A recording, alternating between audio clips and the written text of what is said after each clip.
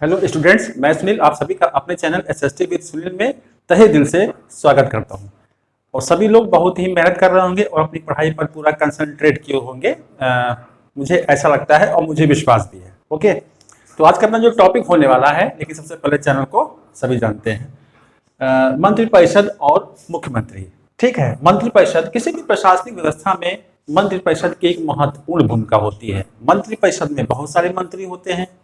आज हम इसी के बारे में चर्चा करेंगे। मुख्यमंत्री भी लिखा हुआ है, लेकिन मुख्यमंत्री के बारे में हम अगले वीडियो में जानेंगे। आज मंत्रिपरिषद के बारे में जानेंगे। मंत्रिपरिषद का इतिहास बहुत पुराना रहा है। प्राचीन काल के इतिहास को उठा करके आप देखें तो राजा होता था और राजा की मंत्रिपरिषद होती थी, जो शासन कार्य में राजा की सहायता करती थी, है ना। तो कार्यपालिका वही सिस्टम पूरा था, लेकिन उस दौरान क्या था कि राजा मंत्रिपरिषद के द्वारा जो परामर्श दिया जाता था, अब उसको चाहे वो माने चाहे ना माने, ये राजा पर डिपेंड करता था। तो वो क्या था, वो एक निरंकुश शासन था। लेकिन अब प्रेजेंट टाइम में क्या है, संसदात्मक शासन व्यवस्था है, लोकतांत्रिक शासन व्यवस्था है। तो उसमें क्या है कि मंत्रिपरिषद के बिना काम चल नहीं सकता है, सभी को मिलकर के काम करना होता है। ओके, तो बात करते हैं मंत्रिपरिषद के बारे में। अनुच्छेद 163, ठीक है, ये क्वेश्चन पहला फैक्ट मिला हमें कि किस अनुच्छेद में ऐसा कहा गया है। तो अनुच्छेद 163 में कहा गया है कि राज्यपाल को उसके कार्यों में, तो पहला आपको ध्यान रखना है कि राज्यपाल को उसके कार्यों में सहायता देने के लिए क्या होगी, मंत्रिपरिषद होगी। किसमें कहा गया है, अनुच्छेद 163 में कहा गया है। और जिसका प्रधान कौन होगा, मुख्यमंत्री होगा। ठीक है, जिसका प्रधान कौन होगा, मुख्यमंत्री होगा। तो क्या है मुख्यमंत्री, क्या होता है मुख्यमंत्री, होता है राज्यपाल और मंत्रिपरिषद के बीच की एक जो होती है, क्या होती है, कड़ी होती है। मंत्रिपरिषद में जो भी विचार विमर्श होता है, जो भी कार्य होता है, उसकी सारी जो है सूचना, सारी इंफॉर्मेशन मुख्यमंत्री राज्यपाल को प्रोवाइड कराता है। ठीक है, तो आगे अब 91 संवैधानिक संशोधन 2003 के आधार पर मुख्यमंत्री सहित राज्य मंत्रिपरिषद के सदस्यों की संख्या, जितने मेंबर होते हैं कितने होने चाहिए, मंत्रिपरिषद के सदस्यों की संख्या की बात हो रही है। किसके, मंत्रिपरिषद के सदस्यों की संख्या किस आधार पर तय होगी, विधानसभा की कुल सदस्य संख्या के 15% से अधिक नहीं हो सकती है। तो जितने मेंबर विधानसभा में होंगे उसका कुल 15% जो है मंत्रिपरिषद में होते हैं। इस चीज को आप लोग ध्यान से इसको लिख लेंगे, इंपॉर्टेंट है। तो कितना होना चाहिए, 15% से अधिक नहीं होना चाहिए। तो इस प्रकार के क्वेश्चन पूछे जा सकते हैं, थोड़ा गौर करने वाली बात है। ठीक, तो अब संशोधन वाला जरूर लिख लेंगे भाई। देखिए 91 संवैधानिक संशोधन में ऐसा कहा गया है, यही चीज तो जानने की चीजें हैं। फैक्ट कहां से बनेंगे, तो यहीं से तो बनेंगे, तो इसको आप लिख लेंगे।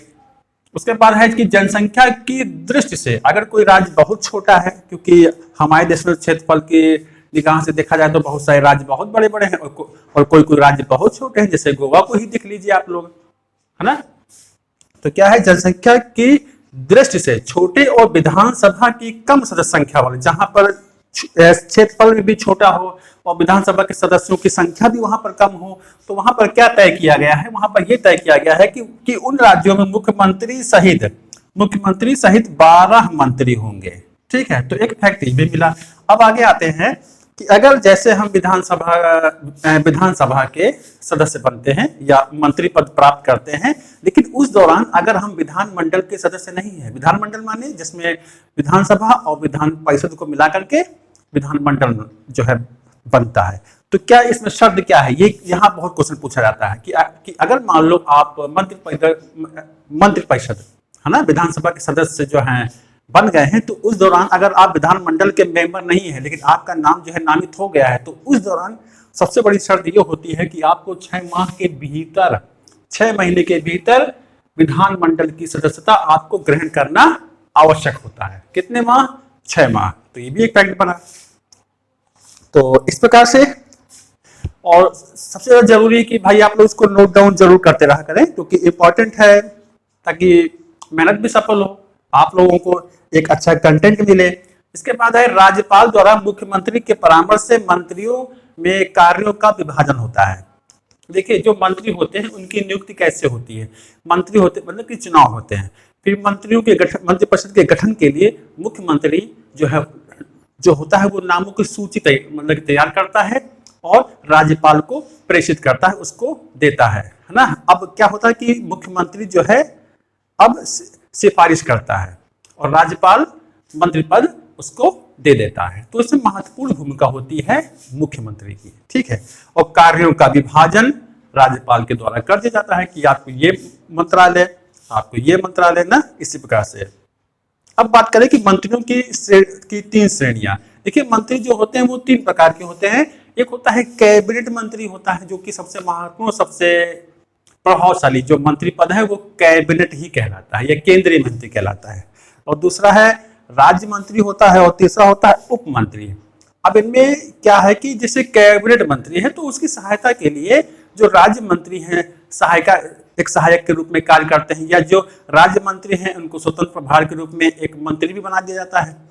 उप मंत्री क्या होते हैं, ये बाकी के 2 के जो मंत्री हैं इनकी जो है सहायता करता है आवश्यकता पड़ने पर, ठीक है। तो 3 प्रकार के मंत्री आपने जाना, कैबिनेट मंत्री होता है, राज्य मंत्री होता है और उप मंत्री होता है। थोड़ा यहाँ पर समझेंगे हम लोग कैसे। कैबिनेट मंत्री, राज्य मंत्री और उप मंत्री, इन तीनों को मिलाकर के क्या बनती है, मंत्रिपरिषद बनती है। ध्यान रखेंगे मंत्रिपरिषद मंत्रिमंडल में अंतर होता है। कैबिनेट, राज्य और उप मंत्री जो होंगे इन तीनों को मिलाकर के, इसमें मुख्यमंत्री को भी हम शामिल कर लेंगे तो वो कहलाएगा मंत्रिपरिषद कहलाएगा, जिसका कार्यकाल 5 वर्ष होता है। लेकिन संविधान में ऐसा कुछ लिखा नहीं है कि 5 वर्ष एकदम मतलब कि 5 वर्ष एकदम तय है। 5 वर्ष से पहले भी मंत्रिपरिषद को भंग किया जा सकता है, ठीक है।